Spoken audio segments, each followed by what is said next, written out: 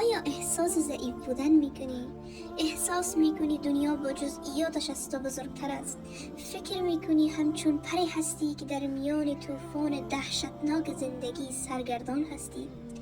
آیا خود را مانند پرنده میدانی که بالهایش چیده شده است و رمقی ندارد و نیاز به کمک دارد؟ آیا چیزهایی داری که میترسی آنها را از دست بدهی و میخواهی آنها را به کسی بسپاری که امانت دار خوبی است؟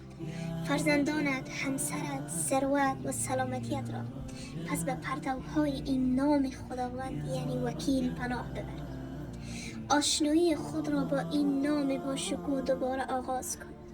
در مفاهیم آن تأمل کن.